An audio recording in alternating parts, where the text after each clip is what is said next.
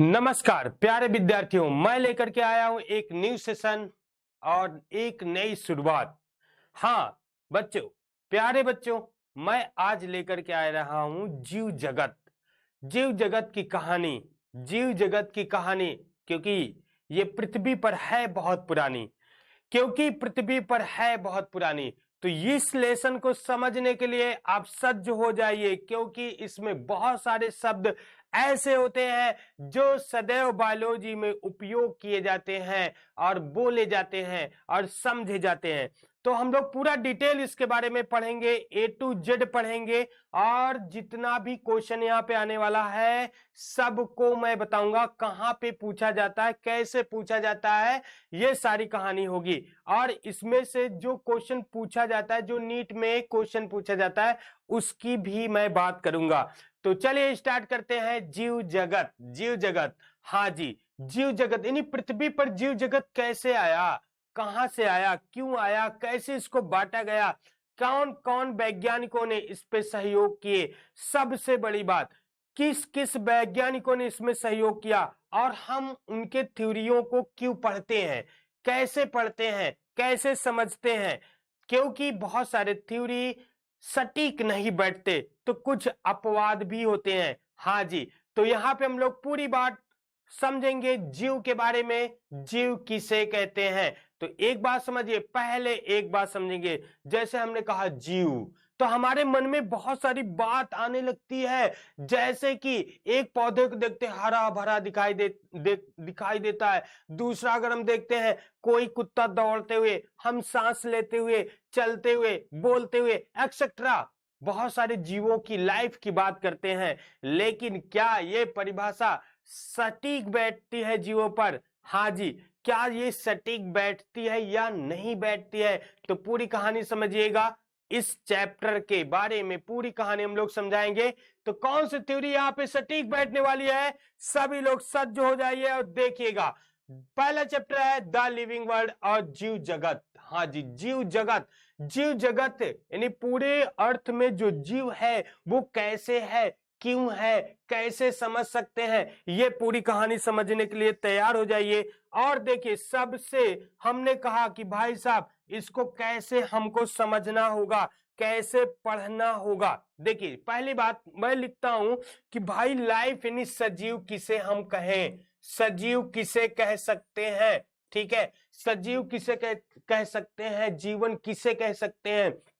तो हमारे मन में बहुत सारी बात आएगी कि जो ग्रो करता है यानी वृद्धि करता है, छोटा सा पौधा बड़ा हो जाता है, हम लोग छोटे होते बड़े हो जाते हैं, प्रजनन की बात करते हैं, रिप्रोडक्शन की बात करते हैं, संवेदनशीलता की बात करते हैं, पर्यावरण के प्रति संवेदनशीलता की बात करते हैं, मेटाबॉलिज्म की बात करते हैं। तो क्या ये सभी लक्षण सजीव पर सटीक बैठता है या नहीं बैठता है? हाँ जी, कुछ लक्षण सटीक बैठता है उनके परिभाषा पर, लेकिन कुछ ऐसे लक्षण हैं जो सटीक नहीं बैठता है। यहीं पर हमको समझना होगा कि कौन से लक्षण है जो सटीक बैठते हैं। अगर मैं कहूं सजीव की बात करूं, यहां पे लाइफ की बात करता हूं, अगर मैं कह दूं लाइफ की बात करूं, तो इसकी कुछ आप थ्योरी समझ लीजिए। पहली बात तो यह है कि ऐसे लक्षण, सजीव के कुछ ऐसे लक्षण हम लोग देखेंगे, कुछ ऐसे ऐसे लक्षण, ऐसे लक्षण जो जो सभी, जो किसमें, सभी जीवों में होना चाहिए। भाई साहब, हमने ऐसे लक्षण सिलेक्ट करना चाहिए जो सभी जीवों में होना चाहिए, सभी जीवों में, सभी जीवों में होना होना चाहिए। कोई लक्षण ऐसे देखिए जो सभी जीवों में होना चाहिए। दूसरी बात, एक और बात, ठीक है, दूसरी बात इस पे और फोकस करना है कि सजीव में होना चाहिए, केवल सजीव में होना चाहिए। भाई साहब, ऐसा नहीं कि निर्जीव में भी होना चाहिए, केवल केवल सजीव में होना चाहिए, जीवों में होना चाहिए, सजीव में होना चाहिए। एक बात, ये बात याद रखिए। अब जब हम ये बात याद रखेंगे तो हमें पूरी परिभाषा समझ में आएगी कि जीव क्या है, जीवन क्या है, कैसे ये वृद्धि करता है, कैसे ये रिप्रोडक्शन करता है। हाँ जी, जैसे हमने कहा रिप्रोडक्शन की बात की। अगर मैं कह दूं कि संसार में सभी जीव सतत अपने जीवन को बनाए रखने के लिए प्रजनन करते हैं भैया, अगर प्रजनन करते हैं तो क्या पृथ्वी पर ऐसे भी जीव हैं जो प्रजनन नहीं करते हैं? है ना बात? जो प्रजनन नहीं करते हैं वो क्या सजीव है या निर्जीव है? ठीक है, उसे किसमें रखोगे, कहां पे रखोगे? तो देखिए सटीक बात, ये 2 पॉइंट याद रखिएगा अपने माइंड में, तो तुम्हें पता चल जाएगा कि सजीव के जो लक्षण है वो कैसा होना चाहिए। पहले तो ऐसे लक्षण जो सभी जीवों में होना चाहिए। एक बात तो याद रखिए कि जो जीव में लक्षण है वो सभी में होना चाहिए, केवल सजीव में होना चाहिए। एक बात, ऐसे लक्षण, कोई ऐसा लक्षण ले लो, जैसे ग्रोथ की बात कर दो, ग्रोथ की बात करोगे तो कहोगे कि सजीव में भी होता है, निर्जीव में भी होता है, सजीव में भी है, निर्जीव में भी है। तो क्या ये सही रूप से परिभाषित है सजीव लाइफ के लिए? तो मैं कह दूंगा नहीं भाई, ये पूर्णतः परिभाषित नहीं है। क्यों है? क्योंकि ये कुछ ऐसे इसके कंडीशन है, कुछ ऐसे प्रोसेस है जो निर्जीव पर भी फॉलो कर रहा है। तो कैसे मैं मान लूं? तो देखिए अब इसमें लक्षण की बात आएंगे, सजीव के लक्षण एनसीईआरटी ने बताया कि भैया इस लक्षण को आप लोग समझिए। ठीक है, अब यहां पे देखिए ये वृद्धि और जनन दो ऐसे लक्षण हैं जो सजीव को परिभाषित या लाइफ को परिभाषित नहीं करते हैं। ठीक है, इसमें कुछ ऐसी घटनाएं होती है जो आप अभी आगे चल के देखिएगा कि आप कह सकते हैं कि सजीव में भी होता है, निर्जीव में भी होता है, फिर कंडीशन अप्लाई नहीं हो पाएगा। दूसरी बात, उपापचय, कोशिकीय और संवेदनशीलता, ये तीन ऐसे लक्षण है जो सजीव पर एकदम सटीक बैठते हैं, एकदम सटीक। यानी सभी जीवों में अगर मेटाबॉलिज्म की बात करोगे तो सभी सजीव में होगा। कोशिकी की बात करोगे, कोशिक अगर कहें कि भाई अगर सेल है तो जीवन है, नहीं लाइफ है, सेल है तो लाइफ है, यानी लाइफ मैं कह सकता हूं कि सेल, ठीक है, लाइफ इक्वल सेल, बात बराबर है, बात बराबर भाई। अगर सेल है तो लाइफ है, अगर सेल नहीं तो लाइफ नहीं है, सीधी सी बात है।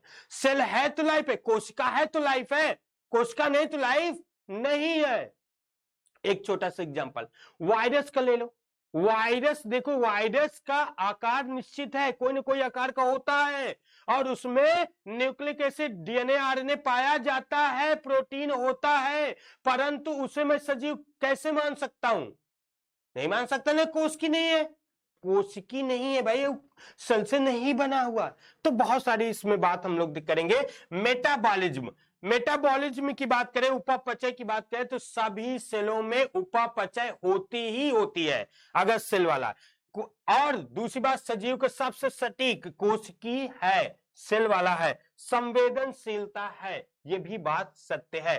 तो इन 2 पॉइंट को याद रखेंगे कि ऐसे लक्षण जो सभी जीवों में होना चाहिए और केवल सजीव में होना चाहिए, निर्जीव में नहीं होना चाहिए। तो एक एक करके हम लोग देखते हैं। पहला नंबर आता है ग्रोथ यानी वृद्धि का, किसमें? ग्रोथ और वृद्धि। तो भैया देखो ग्रोथ कैसे हो सकता है, वृद्धि हम लोग किसे कहेंगे या ग्रोथ किसे कह सकते हैं? तो पहले नंबर हम कहेंगे कि भैया देखो, अगर हम छोटे जीव की बात करते हैं तो भाई एक सेल होता है, 1 से 2 हो जाता है, 2 से 4 हो जाता है, 8 हो जाता है, तो बढ़ रहा है ना भाई, संख्या में, है ना, नंबर में बढ़ रहा है, तो हम कहेंगे भाई सीधी सी बात है कि इसमें वृद्धि हो रही है। ग्रोथ किसे कहते हैं? एक पेन है, 1 से 2 आ जाए, 4 आ जाए, तो इसका मतलब बढ़ोतरी हो रही है, वृद्धि हो रही है। अगर फिर कहें कि एक छोटा सा जीव था, वो उसके भार में वृद्धि हो गई, यानी उसका वेट भी सेल डिवीजन की वजह से बढ़ता चला गया, तो भार में वृद्धि भी हो गई।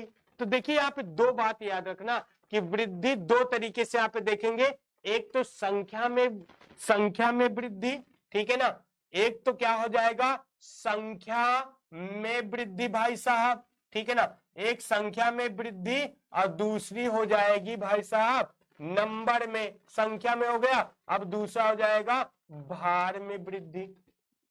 2 बात यहां पे याद रखना है, दो बात, भाई साहब दो बात याद रखना। वृद्धि हम लोग कैसे समझेंगे? संख्या में। जैसे देखो, अगर मैं कह दूं कि एक कोशिकी वाला कोई एक प्राणी एक सेल वाला है, तो उसने डिवीजन किया, उसने डिवीजन किया, दो सेल बनाया, दो सेल फिर बाद में डिवीजन हुआ, चार सेल बनाया, ठीक है। तो देखिए इसमें क्या हो रहा है भाई साहब, इसमें क्या हो रहा है? संख्या में वृद्धि हो रही ना, संख्या में वृद्धि हो रही, नंबर बढ़ रहा है। पहले एक था, अब चार हो गया, तो वृद्धि हुई ना। सिंपल बात, वृद्धि हुई भाई साहब, एकदम वृद्धि हुई है ना, एकदम वृद्धि हो चुकी है नंबर में, ठीक है, और भार में, वेट में, दोनों तरीके से हम लोग समझेंगे। तो यहाँ पे देखो वृद्धि की बात करते हैं तो बहुत सारे इसमें आएगा कि जैसे एक कोश की प्राणी है तो उसने डिवीजन किया, वृद्धि किया, ठीक है। भार में वृद्धि की बात करेंगे, ठीक है।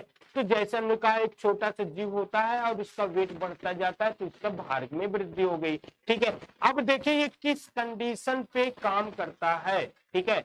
अगर हम कहें कि देखिए एक कोशिकी वाले भी, अब देखो यहाँ पे हम कहेंगे एक कोशिकी प्राणी जो होते हैं, एक कोशिकी प्राणी भी क्या करते हैं? वृद्धि करते हैं। एकदम सटीक बैठ रहा कि हाँ भैया एक कोशिकी प्राणी सेल डिवीजन करते हैं, वृद्धि करते हैं। अगर हम कहें बहुकोशिकी वाले, ठीक है, बहुकोशिकी प्राणी भी क्या करते हैं? वृद्धि करते हैं, ठीक है। बहुकोशिकी प्राणी भी वृद्धि करते हैं। कैसे करते हैं? अगर एक कोशिकी की बात करो तो संख्या में, अगर बहुकोशिकी की बात करोगे तो किसमें हो जाएगा? भार में भाई साहब, भार में, और ये हो जाएगा संख्या में, ठीक है। तो वृद्धि हो रही है, आराम से हो रही है, ठीक है, कोई डाउट्स नहीं होना चाहिए। अब देखिए कहता है कि ये वृद्धि किस पर निर्भर होती है। अगर मैं बहुकोशिकी की बात करता हूं, सुनना ध्यान से, बहुकोशिकी सेलों की बात करता हूं तो ये वृद्धि किस पर डिपेंड है, किस पर निर्भर है, ठीक है। तो यहाँ पे बताया गया कि जो बहुकोशिकी वाले हैं जब उनका भार बढ़ता है, उनका भार बढ़ता यानी वृद्धि होती है, तो किस पर निर्भर है? ध्यान से सुनना, बहुकोशिकी में भार कैसे वृद्धि करता है। तो मैं एक बार लिख दूं उपापचय, ठीक है भाई साहब, उपापचय यानी मेटाबॉलिज्म की बात करता हूं, इसकी मेटाबॉलिज्म की बात करता हूं। मेटाबॉलिज्म जो है उपापचय, वह प्रक्रिया है जिसमें कुछ रासायनिक पदार्थ बनते हैं और कुछ रासायनिक पदार्थ टूटते हैं, है ना। उपापचय वह प्रक्रिया है जिसमें सेलों में होने वाली प्रक्रिया है भाई साहब, सेल में होने वाले प्रोसेस है जिसमें कुछ बनता है और कुछ बिगड़ता है, ठीक है।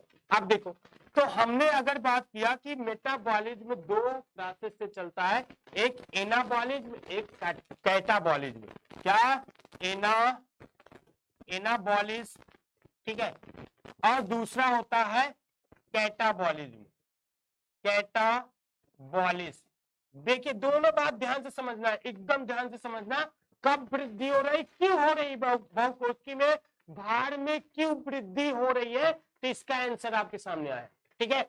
हम लोग छोटे से थे, बड़े हो गए, चलो ग्रो हो रहा है, लेकिन भार हमारा क्यों बढ़ रहा है? हम मोटे क्यों हो रहे हैं, पतले क्यों हो रहे हैं, है ना।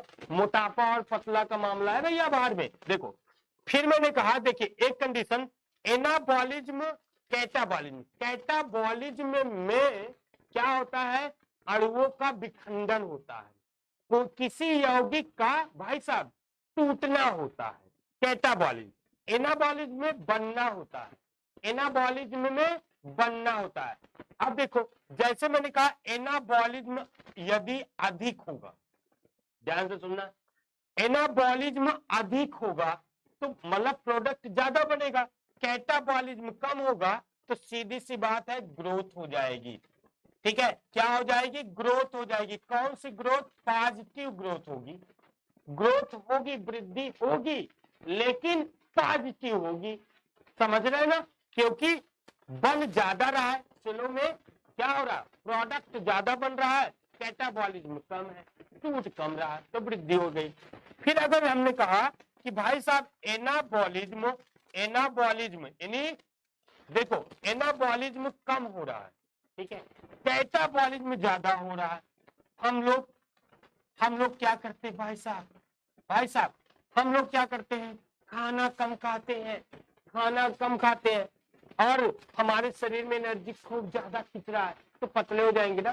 तो देखो एनाबॉलिज्म में क्या हो रहा है, कम हो रहा है, कैटाबॉलिज्म ज्यादा हो रहा है, यानी सेलों में अणुओं का विखंडन ज्यादा हो रहा है, टूट ज्यादा रहा है, बन कम रहा है। क्योंकि भाई साहब एनर्जी चाहिए ना, एनर्जी किससे मिलेगा भाई साहब, आपको फूड मटेरियल से मिलेगा। तो यहाँ पे देखिए अब क्या होगा भैया, ग्रोथ क्या हो जाएगी भैया, माइनस में चली जाएगी, है ना। अगर मैं कहूँ तीसरा एनाबॉलिज्म, एनाबॉलिज्म यानी जो बनने की प्रोसेस है इक्वल टू कैटाबॉलिज्म, कैटाबॉलिज्म की बात करें तो ये क्या हो जाएगा, ये सारे क्वेश्चन नीट का है बाबू, ये सभी क्वेश्चन नीट में आता है, ध्यान से सुनना, ध्यान से सुनना है समझना। तो एनाबॉलिज्म इक्वल कैटाबॉलिज्म, दोनों बराबर हो, जितना जितना बनेगा उतना टूटेगा, तो क्या हो जाएगा, क्या हो जाएगा, ग्रोथ क्या हो जाएगा बेटा, जीरो हो जाएगा, ना बढ़ेगा ना मरेगा ना मोटाएगा, है ना, न मरेगा न मोटाएगा भैया, ग्रोथ जीरो हो जाएगा। दूसरी बात ग्रोथ की और हम लोग कर लेते हैं यहाँ पे, ग्रोथ की और बहुत सारी बातें हम लोग यहाँ पे कर लेते हैं। देखिए ग्रोथ की और कौन कौन सी बातें हैं यहाँ पे, जैसे देखो अगर मैं कह दूं, देखिए एक एक पॉइंट पे हम लोग समझते हैं। पहले बात सजीव की कर लेते हैं कि सजीव में ग्रोथ होती है तो कैसे होती है भैया, भार से होती है, अभी हम लोग देखें। दूसरी किससे होती है बेटा, संख्या से होती है, वेरी गुड, ठीक है। वृद्धि होती है, यानी सजीव में वृद्धि, सजीव में अगर हमने कहा सजीव में वृद्धि की बात करते हैं तो वृद्धि हमने देखा कि दो तरीके से हो सकती है, एक संख्या में, एक कोशिकी में, बहुकोशिकी में अगर हम कहें कि भार में, ठीक है। अब हम कहते हैं देखो सजीव में तो वृद्धि हो रही है, अगर हम लोग किसी पेड़ पौधे और अपने आप को देखें तो ये वृद्धि कैसे हो रही है, ठीक है। तो देखिए अगर हम वृद्धि की बात करें तो दो बात है, एक अगर हम सजीव को लेकर के वृद्धि की बात करते हैं और दूसरा शब्द निर्जीव शब्द जोड़ देते हैं तो दो पॉइंट हमको यहाँ पे दिखाई देता है। कैसे, सजीव में जो वृद्धि होती है वो इंटरनल होती है, इंटरनल ग्रोथ होती है। कैसे भैया, इंटरनल ग्रोथ होती है। देखिए इंटरनल ग्रोथ कैसे होती है, बात समझिए। जैसे देखो भाई सेल डिवीजन होता है, सेल डिवीजन होता है भाई साहब, कोशिका विभाजन होता है, ठीक है। अगर देखो इंटरनल कैसे, जैसे हम लोग छोटे से थे, ठीक है, छोटे से थे, यहाँ पे पॉइंट वाली बात समझना, इंटरनल ग्रोथ कैसे होती है, आंतरिक ग्रोथ कैसे होती है।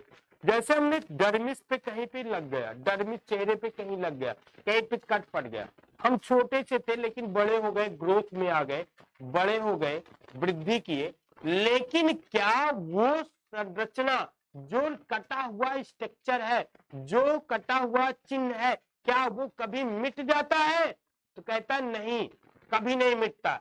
लेकिन हमारी वृद्धि हो गई, ग्रोथ हुआ, तो हमारे सजीव की बात करते हैं तो सजीव में जो ग्रोथ होता है वो इंटरनल ग्रोथ होता है, एक्सटर्नल नहीं होता है।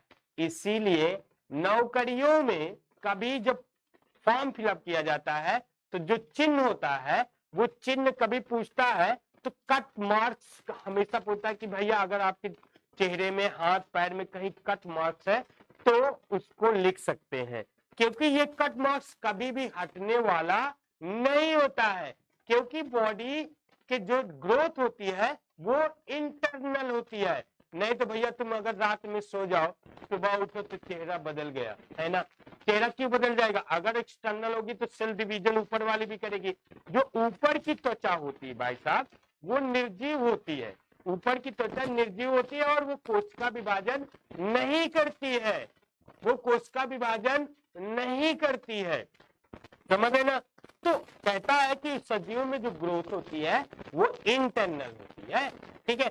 निर्जीव की बात करें तो इसमें एक्सटर्नल होती है। एक्सटर्नल ग्रोथ कैसे होती है, एक्सटर्नल ग्रोथ की हम यहाँ पे बात करेंगे कि इसमें भी ग्रोथ होती है, लेकिन एक्सटर्नल, एक्सटर्नल का मतलब जैसे आप लोग सुने होंगे प्राय कि पहाड़ बड़े होते हैं, पहाड़ वृद्धि करते हैं, पहाड़ बढ़ते हैं, ऐसे कहानियों में सुनोगे, दादी नानी कहानियां सुनाते ना कि पहाड़ जो है ऐसा था, बहुत सारी कहानी हम लोग सुने कि भैया ऐसे पहाड़ जो होते हैं बड़े हो जाते हैं। ऐसे देखिए प्राय शिवलिंग की बात करते हैं कि शिवलिंग, वहां पे एक शिवलिंग है वो हमेशा बड़ा होता है, यानी बढ़ता चला जाता है ना, पहले इतना था, इतने साल बाद इतना आ गया, है ना।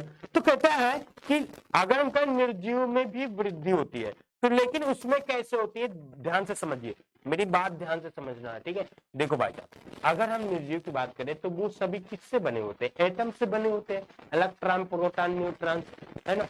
तो एटम्स के बने होते हैं, और ये सब जो एटम्स होते हैं ये अगर हम बात करें कोई भी अणु चार्ज में होता है, ठीक है, चार्ज में होता है। तो अब ये कैसे क्या करते हैं कि जो इनके अणु होते हैं इनके ऊपरी सतह पर, देखना, इनके ऊपरी सतह पर ऐसे लगते चले जाते हैं, ऐसे लगते हुए ऊपरी सतह पे चले जाते हैं। अब देखिए इनके ऊपरी सतह पे ऐसे लग गए, तो पहले देखिए ये इसकी साइज देखो, इसका साइज कितना था, अब इसका साइज, इसके साइज में बढ़ोतरी हो गई, अब इसकी साइज में इतना बढ़ोतरी हो गई, तो ये वृद्धि हुआ ना भाई साहब, है ना, ये वृद्धि हुई ना, आकार में परिवर्तन हुआ तो वृद्धि हुई। लेकिन ये वृद्धि कैसे हुई, एक्सटर्नल हो गई है, ठीक है, बाह्य वृद्धि हुई है, ठीक है, बाह्य वृद्धि हो गई। अब देखो यहाँ पे, अब हमने एक पॉइंट आपसे बताया था कि देखो भाई ऐसा है, हमने एक बात बताई कि देखो सजीव, हम सजीव को परिभाषित कैसे कर सकते हैं, ऐसा जो सभी जीवों में होना चाहिए ऐसा लक्षण, लेकिन अब केवल सजीव में होना चाहिए। तो ये बात, वृद्धि वाली बात तो खत्म हो गई ना, क्योंकि वृद्धि का जो लक्षण है, वृद्धि एक लक्षण है जो सजीव पे तो है, सजीव पर है, लेकिन निर्जीव पर भी है। तो क्या ये परिभाषित कर सकते हैं, तो कहे भैया पूर्णता ये परिभाषित नहीं, ठीक है। अगला हम लोग अगला चलते हैं, दूसरा शब्द आ जाएगा हमारा, ठीक है, दूसरा शब्द क्या होगा।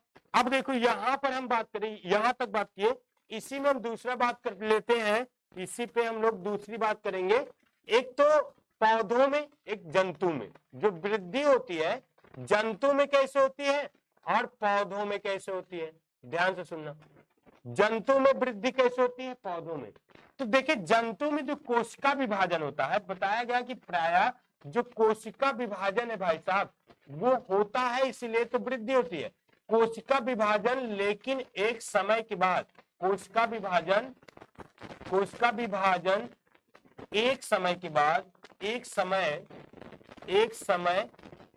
के बाद रुक जाती है, ठीक है ना, रुक जाती है। अब देखो, अब फिर बच्चे इसमें पागल हो जाओगे, पागल नहीं होना। कहता है जंतु में कोशिका विभाजन होता है, इसमें ग्रोथ होता है, नो डाउट, लेकिन एक समय के बाद हमारी वृद्धि रुक जाती है, हम बढ़ते नहीं है। हम क्यों नहीं बढ़ते हैं, तो कहा गया कि हमारी जो सेल है उसने डिवीजन करना बंद कर दिया, लेकिन पूर्णता बंद नहीं है, ये भी बात गलत है, ठीक है। कैसे, देखिए क्या हम लोग तो की वृद्धि रुकने के बाद क्या कोशिका विभाजन नहीं होता है, होता है भाई साहब, क्यों नहीं होता। अच्छा ये बताओ, जैसे हम लोग कहते हैं हमारे ब्लड है, ब्लड में आरबीसी का निर्माण होता है ना, अगर हमारे ब्लड में आरबीसी सेल है उसका निर्माण होता है, बोन मैरो से होता है, ये बात जानते हैं। हम लोग कहते हैं उनका लाइफ साइकिल कितना है, 120 दिन है ना। तो क्या 120 दिन के बाद फिर से तो मतलब जन्म लेती है, तो हमारे सेल में अगर देखिए कहीं कट पड़ जाता है तो सेल डिवीजन होकर के घाव बढ़ जाता है। तो बात दोनों को फोकस करना है, ये नहीं कि मैंने कहा जंतुओं पर एक समय के बाद जो वृद्धि वाली सेल है जो डिवीजन कर रही थी वो उसका विभाजन होना रुक जाता है। लेकिन अगर तुम कहो जंतुओं के बॉडी की सारी सेल विभाजन करना रोक देती है, तो ये बात गलत है भाई साहब। क्योंकि हमारे देखो जीवन पर अगर हम बात करें कि हमें जो वृद्धि वाला कोशिका विभाजन होता है वो तो रुक जाता है, लेकिन कोशिका विभाजन चालू रहता है, ठीक है, क्योंकि उसको फिर से एक नई सेल बनाना है। मेरी बात ध्यान सुनना, क्योंकि जो नष्ट हुई सेल होता है उसके स्थान पर एक नई सेल बनाना है। जैसे यहाँ पे चमड़ी कट गई, कट फट गया, तो वहां पे फिर से सेल डिवीजन हुआ और नई सेल बन गई। यानी उसके रिप्लेस करते, यानी उसके जो सेल जहां पे डैमेज हो जाती है उस पर फिर से सेल डिवीजन चालू हो जाता है और नई सेल बन जाती है। ठीक है ना, ऐसे समझेंगे, ये नहीं कहेंगे कि एकदम रुक जाती भाई साहब। अब पौधों की बात करेंगे तो कहता है पौधों में कोशिका विभाजन हमेशा चलता है। कोशिका विभाजन हमेशा चलता है। ठीक है ना, अब ये बात अब अपने मन में चलता है। अब देखो फिर अपने मन में सोचो, क्या सर, क्या सर, सर क्या बोल का रहे हैं सर, कैसे बोल रहे हैं सर? भाई साहब कोशिका विभाजन पौधों में तो चलता है, मैंने मान लिया, लेकिन अब कहो कि क्या पौधे के सभी कोशिका विभाजन करते हैं? तो नहीं, रुकना ध्यान से।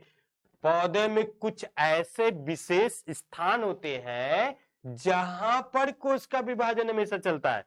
पूरे पौधे के स्थान पे नहीं भाई साहब, पूरे पौधे के बॉडी में कोशिका विभाजन नहीं होता है। बात समझना ध्यान से, ठीक है। अब देखो कैसे, यहाँ पे आ जाओ। जैसे हमने कहा कि कोई पौधा है, पौधे के कुछ ऐसे स्थान है बेटा जिस पर कोशिका विभाजन चलता है, और वो कौन सा स्थान है? उसे हम लोग मेरिस्मेटिक टिश्यू बोलते हैं। क्या बोलते हैं? Meristematic tissue. यहां पर हमेशा कोशिका विभाजन चलता रहता है बाबू, ठीक है ना। सोचो यहाँ पे नहीं चलता है, समझ रहे ना। कोशिका विभाजन पौधों में हमेशा चलता है, बात सही है, लेकिन कहां पे चलता है? मेरिस्मेटिक टिश्युओं में ही कोशिका विभाजन हमेशा चलता है, याद रखिएगा। ओके, एकदम सही बात, ध्यान से सुनना है सभी लोगों को, ठीक है। तो मेरिस्मेटिक टिश्युओं में चलता है, किसमें? मेरिस्मेटिक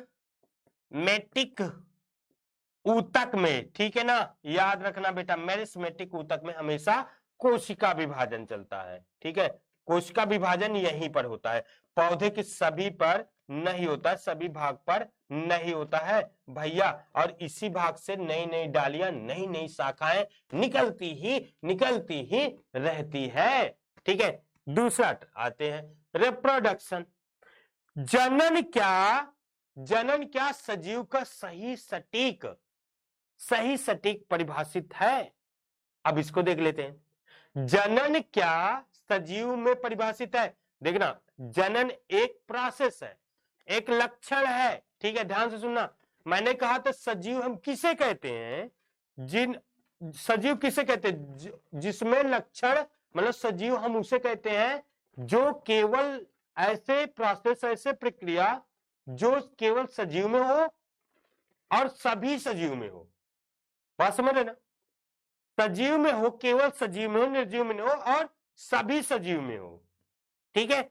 अब देखो क्या, अब हम जनन देखेंगे, क्या जनन सभी सजीव में होता है? क्या जनन सभी सजीव में होता है? होता है?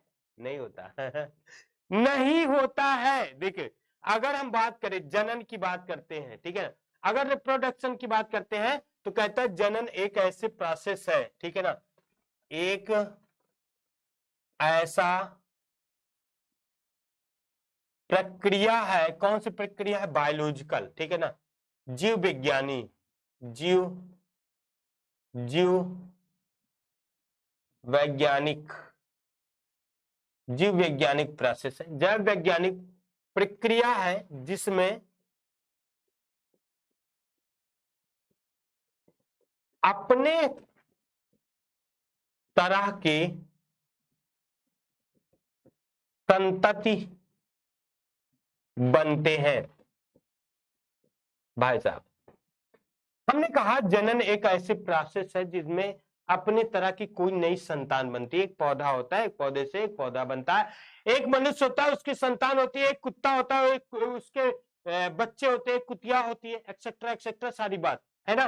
तो जनन एक ऐसी प्रक्रिया है जो कहता है अपनी तरह की संतान बनाना चाहती है, बनाती है। तो जनन देखो दो भागों में बांट दो, तो दो भागों में बांट करके जब हम इसको पढ़ेंगे तो मजा आएगा। एक अलैंगिक है, ठीक है ना, क्या है बेटा, अलैंगिक, अलैंगिक है, ठीक है ना, अलैंगिक जनन है, और दूसरा जो है क्या है, लैंगिक जनन। अब दोनों बात को समझ लो, क्या ये पूर्णता एकदम फिट बैठता है, लैंगिक जनन, ठीक है, लैंगिक अलैंगिक क्या जनन पूर्णता परिभाषित करता है जीवों को। तो अलैंगिक की अगर हम बात करते हैं, देखो अलैंगिक की बात करते हैं तो इसमें कहा गया कि भाई साहब इसमें जो है अलैंगिक में एकल जीव वाले होते हैं। क्या, एकल जीव, एकल जीव मतलब कि इसमें जो पेरेंट होता है एक ही जीव होता है, बात समझने, एकल जीव वाला होता है, एकल जीव वाला इसमें भाग लेता है। और दूसरा इसमें युग्मक, युग्मक बन भी सकता है, बन भी सकता है, ठीक है, बन भी सकता है, नहीं भी, ठीक है ना, नहीं भी। देखो कैसे, कैसे, देखिए इसकी बात करते हैं तो ये द्विजनक वाले होते हैं, दो जनक वाले, मेल और फीमेल दो जनक वाले होते हैं, ठीक है। और इसमें क्या होता है, दो जनक वाले, तो दूसरा इसमें युग्मक यानी गैमिट भाग लेता है, युग्मक भाग लेता है।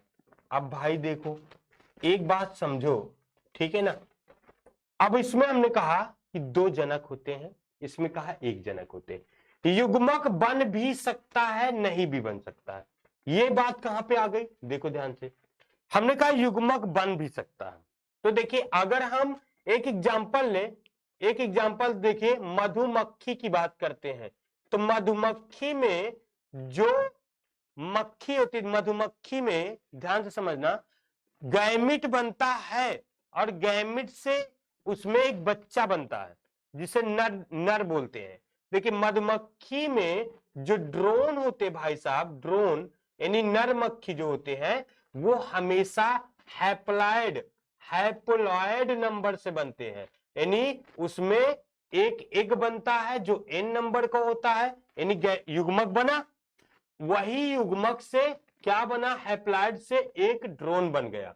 तो देखिए इसमें युग्मक अलैंगिक में, अगर देखिए बहुत सारे बच्चे के मन में ये होता है कि भाई साहब इसमें अलैंगिक में युग्मक नहीं बनेगा, ठीक है, लेकिन यहाँ पे आपको देखना है कि मधुमक्खी में क्या होता है कि युग्मक बनता है, जो रानी मक्खी होती है वो जो हैप्लॉइड एग देती है उसी से ड्रोन्स बन जाते हैं, ठीक है, उसी से ड्रोन बनते हैं। तो इसमें सीधी सी बात है कि वो समसूत्री करता है और उसके बाद क्या होते हैं, एक नया जीव यानी ड्रोन्स बन जाते हैं। तो इसका अपवाद है, इसको ध्यान से समझना।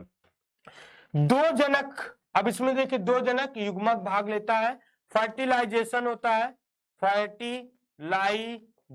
होता है, निषेचन होता है भाई साहब, इसमें निषेचन नहीं होता है, ठीक है ना, निषेचन नहीं होता है, निषेचन इसमें नहीं होता है, याद रखना, इसमें फर्टिलाइजेशन अर्थात निषेचन होता है, ठीक है। लैंगिक जनन में निषेचन होता है, इतना याद रखिए, अलैंगिक में नहीं होता है। इसमें पूरी बात ध्यान से सुनिएगा। इसका देखिए कुछ एग्जाम्पल दिया गया है। अगर हम कहें, जैसे हम कहें कि अगर हम फिजन की बात करते हैं, किसकी फिजन की बात करते हैं, फिजन, ठीक है, फिजन की बात करते हैं, द्विविभाजन की बात करते हैं, ठीक है, फिजन की बात करें तो बाइनरी फ्यूजन होगा, मल्टीपल फ्यूजन होगा। फिजन माने जब हम कहेंगे कि दो भागों में बंटना या शरीर के टुकड़े होना, तो फिजन की बात करते हैं, यानी खंडन की बात करते हैं, खंडन की बात करते हैं। तो इसमें कहता है कोई पेरेंट जो है अलैंगिक का ये टाइप्स है, कोई पेरेंट अपने शरीर को दो भागों में तोड़ देता है, ठीक है, जैसे हम कहें कि दो भागों में, अगर हम कहें अमीबा को ले लो, ठीक है, अमीबा की एग्जांपल लेते हैं, अमीबा, अमीबा क्या करता है, जनन करता है और ये अपने अपने शरीर को दो भागों में तोड़ देता है और दो भागों में तोड़ करके क्या करता है, बाइनरी फिजन करता है, बाइनरी दो भागों में।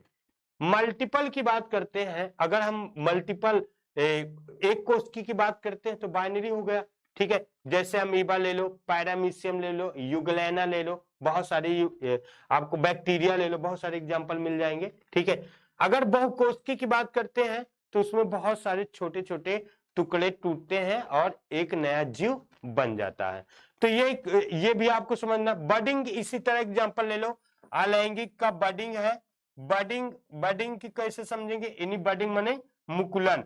भाई साहब मुकुलन, मुकुलन क्या है, मुकुलन में दो एग्जांपल याद रखेंगे, खमीर, क्या, खमीर मतलब ईस्ट, और दूसरा याद रखेंगे हाइड्रा, ठीक है ना, ये दो जीव रखेंगे। बडिंग मतलब जैसे ईस्ट की बात करें तो ईस्ट में क्या होता है, एक कोष की प्राणी ऐसे होते हैं, उसमें कुछ समय के बाद इसमें आउट ऑफ ग्रोथ, एक आउट ऑफ ग्रोथ निकलती है जिससे बड कहते हैं, और यही बड इसके पैरेंट, ये पैरेंट है, ये बड आगे चल करके एक नया जीव बना लेता है, तो इसे हम कहेंगे बाई बडिंग के द्वारा जनन। इसमें देखिए किसी प्रकार के युग्मक भाग नहीं लेता है, ठीक है, इसमें किसी प्रकार के युग्मक भाग नहीं लेता है।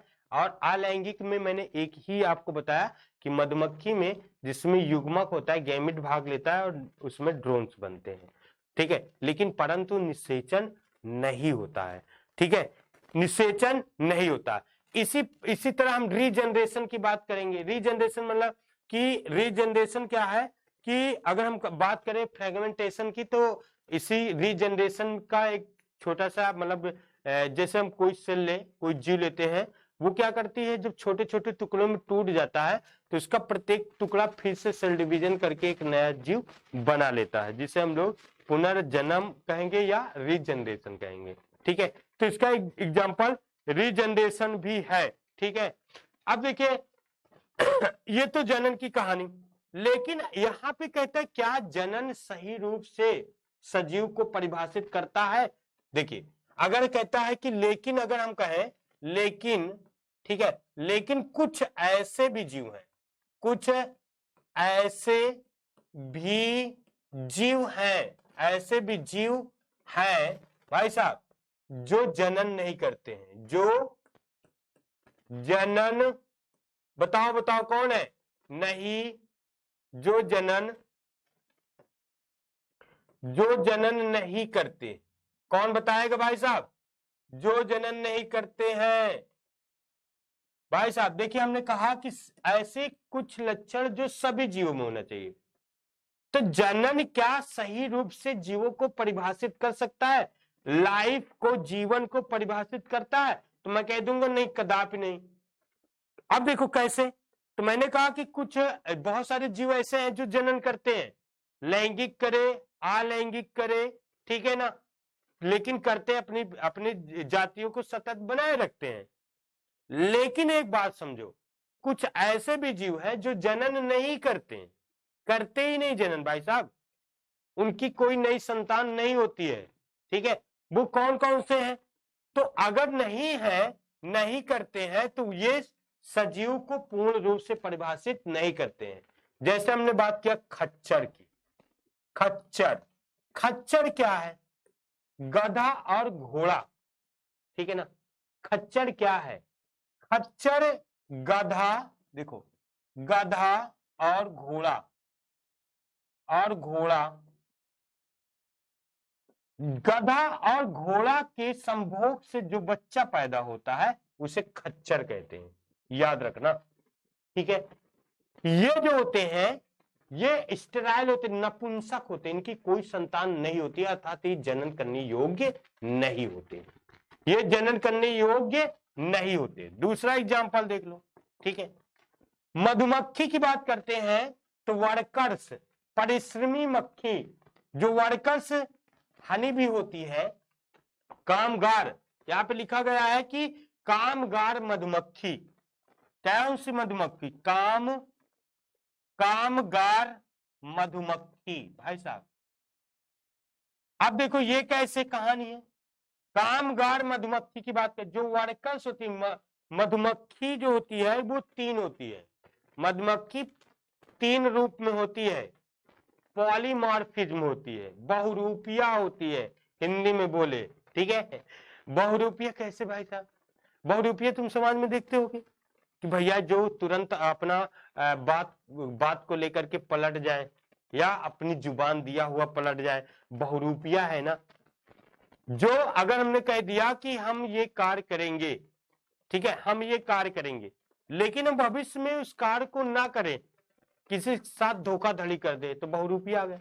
तो बहुरूपिया इसमें भी है, देखो कैसे, एक रानी मक्खी होती है, ठीक है, एक ड्रोन्स होते हैं, अभी मैंने बताया, एक वर्कर्स होते हैं। तो यहां पर जो वर्कर्स होते हैं, वर्कर परिश्रमी मक्खी जो होती है, वो बेचारी बहुत मेहनत करती, वही शहद वहद बनाती, छत्ता बनाती है, घर बनाती, पानी लाती, सब कुछ करती वही काम, लेकिन बेचारे नपुंसक होते हैं। अर्थात उनकी कोई संतान नहीं होती है, अर्थात उनकी कोई भी संतान नहीं होती है। किसकी? वर्कर्स की। कौन सी वर्कर? मधुमक्खियों की जो वर्कर्स होती है भाई साहब, ठीक है, कामगार मक्खियों, ठीक है। ये क्या होते हैं? ये किसी भी प्रकार से जनन नहीं करते। और एक एग्जांपल एनसीईआरटी ने दिया, कौन सा? अनुवर मानव युगल, ठीक है, अनुवर मानव युगल, मानव युगल भाई साहब, युगल की बात है। ये जो होते हैं ये भी नपुंसक होते हैं। तो इस तरह हम लोग पढ़ेंगे कि जनन जो शब्द है वो पूर्णतः सजीव पर लागू नहीं होता है, ये बात भी याद रखना चाहिए। चलो अब हम लोग चलते हैं नेक्स्ट में, मेटाबॉलिज्म उपापचय। मेटाबॉलिज्म अर्थात उपापचय। उपापचय के देखिए ये जो है भाई साहब, ये सभी, ध्यान से सुनो, सभी कोशिकाओं में, ये सभी कोशिका में होने वाला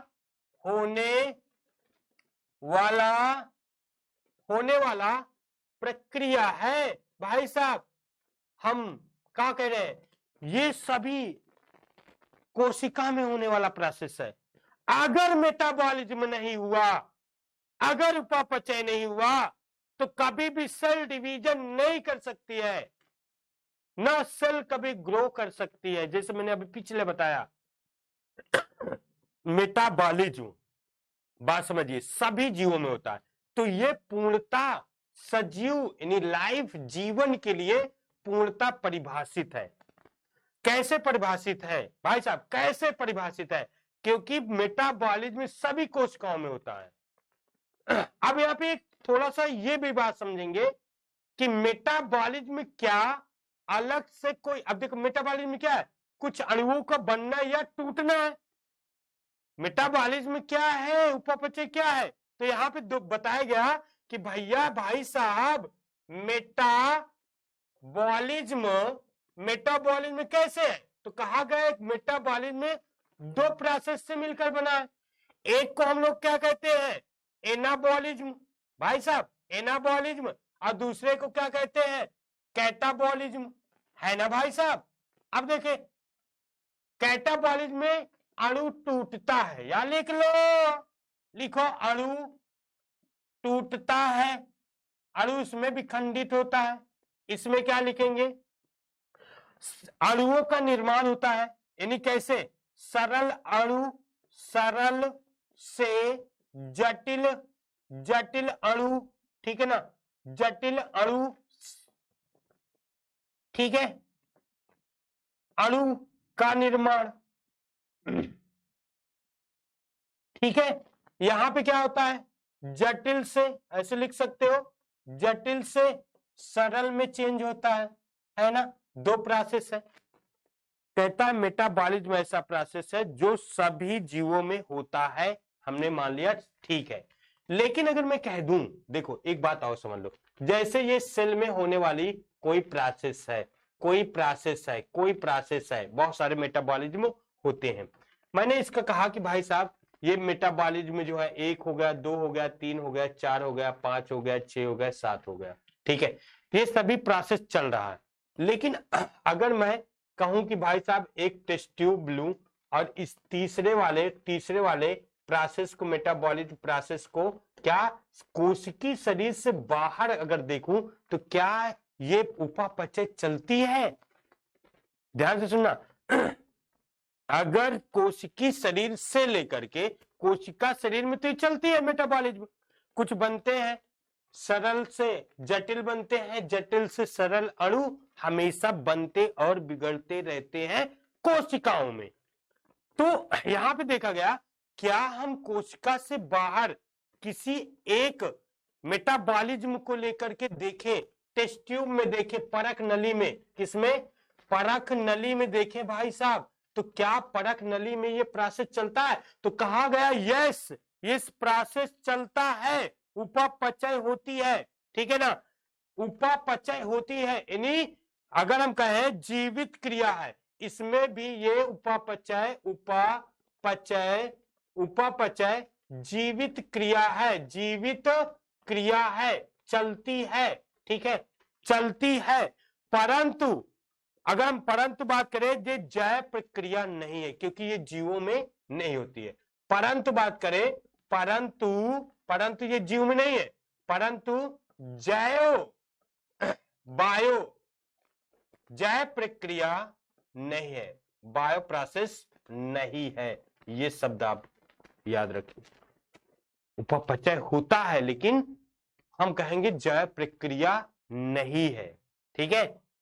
अब यहां पे देखना, मेटाबॉलिज्म की बात हुई, ठीक है। तो मेटाबॉलिज्म में हम लोग इतना समझेंगे कि कैटाबॉलिज्म और एनाबॉलिज्म होता है। अगर हम बात करें, अब हम देखें संवेदनशीलता, ठीक है, संवेदनशीलता पे आते हैं। संवेदनशीलता ये परिभाषित है, तो हम कहेंगे यस, ये परिभाषित है, सभी जीवों में होने वाला प्रोसेस है, परिभाषित है। कैसे है भाई साहब, देखो, अगर हम कहें ये सभी जीवों में, सभी जीवों में होता है, मतलब सभी जीव संवेदनशील रखता है। कैसे? एक एक पॉइंट समझो। जैसे जंतु होता है, अगर हम बात करें जंतु की बात करें भाई साहब, जंतु के एनिमल्स की बात करें, एनिमल्स की बात करते हैं, तो एनिमल्स क्या होते हैं? पर्यावरण या वातावरण के प्रति संवेदन रखते हैं कि नहीं रखते? हमको टच करते हो, हमें पता चलता है कि नहीं चलता है? हमें दिमाग माक होता है कि नहीं होता? किसी छोटे जीव को हम टच के, जैसे हाइड्रा को टच करते हैं, तो वो अपने स्पर्शक को ऐसे ऐसे चलाता, मूवमेंट करता, तो उसमें संवेदन है। यानी सभी जंतु की बात करते हैं तो हम कहेंगे कि पर्यावरण के प्रति ये क्या होते हैं? प्रति संवेदनशील होते हैं, संवेदनशील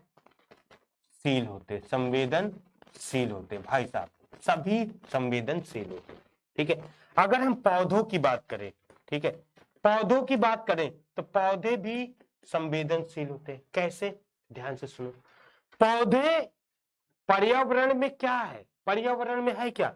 तो कहोगे सर ताप है, ठीक है, सर प्रकाश है, ठीक है, ये सब ताप के प्रति, प्रकाश के प्रति संवेदनशील होते हैं। ताप है, प्रकाश है, ठीक है ना, पानी है, वायु है, ठीक है, ये सभी के प्रति संवेदनशील होते। एक शब्द यहाँ पे जोड़ा गया है, यहाँ पे प्रकाश के लिए एक शब्द एनसीईआरटी लिखती है, ध्यान से सुनना है, दीप्ति काल, दीप्ति काल। फोटो पीरियड किसने बात किया? किसकी बेटा? फोटो पीरियड की बात किया, फोटो पीरियड, दीप्ति काल की बात किया। एनसीईआरटी लिखती है कि दीप्ति काल यानी संवेदनशीलता की बात यहाँ पे कहते हैं दीप्ति काल यानी फोटो पीरियड। एक और शब्द है, ठीक है, मैं दोनों शब्द बता दूं। फोटो पीरियड है क्या, पहले समझ लो, फोटो पीरियड है क्या? क्योंकि कुछ ऐसे भी जीव हैं, कुछ ऐसे पौधे हैं जो पर्यावरण के प्रति, नहीं प्रकाश के प्रति जो होते हैं संवेदनशील होते हैं। फोटो पीरियड की परिभाषा समझ लोगे तो बतिया समझ में आ जाए। कैसे? जैसे देखो, कहता कि जैसे कोई एक पौधा होता है, ठीक है, जब कोई एक पौधा है, पुष्पी पौधा है, उसमें लगातार सूर्य का प्रकाश पड़ता है। ध्यान से सुनना, एक पौधा है उगा, अब उसमें मान लो कि मैंने कहा 21 दिन तक सूर्य का प्रकाश पड़ा, सूर्य का प्रकाश पड़ता है, ठीक है ना, सूर्य का प्रकाश कितना 21 दिन तक पड़ता है। तो अगर मैंने कहा एक गमले में वैसे मैंने फ्लावर लगाया और जब 21 दिन तक इसमें सूर्य का प्रकाश पड़ता है तो इस गमले में फ्लावर आ जाता है, इस पौधे में फ्लावर आ जाता है, ठीक है ना, बात समझना। 21 दिन तक पड़ा। लेकिन अगर मैं कह दूं, इसका एक्सपेरिमेंट करूं फोटो पीरियड का, अगर मैं कह दूं कि देखो भाई, मैं ये कहता हूं कि 20 दिन तक, सॉरी, इसको 19 दिन तक धूप में रखता हूं, उसके बाद इसको 5 दिन तक डार्क में रखता हूं, अंधेरे में रखता हूं, तो क्या इसमें पुष्प निकल आएंगे? तो मैं कह दूंगा नहीं भाई। अब देखो, 21 दिन में फ्लावरिंग हो जाता है, पुष्प निकल आते हैं, लेकिन 21 दिन तक सूर्य का प्रकाश इसको जरूरी है, तभी तभी ये फ्लावरिंग करेगा, पुष्पासन करेगा। मैंने कहा अगर इसको 19 दिन तक मैंने धूप पे रखा, उसके बाद इसको अंधेरे कमरे में रख दिया 5 दिन, फ्लावरिंग नहीं हुई, फिर इस गमले को उठा करके फिर से मैंने धूप पे रखा, सिर्फ कितने दिन? 3 दिन रखा, फ्लावरिंग चालू हो गई। तो इसका मतलब क्या हुआ कि ये 21 दिन तक इसको सूर्य का प्रकाश चाहिए ही तो चाहिए। इसी कंडीशन को फोटो पीरियड कहते हैं। क्या कहते हैं?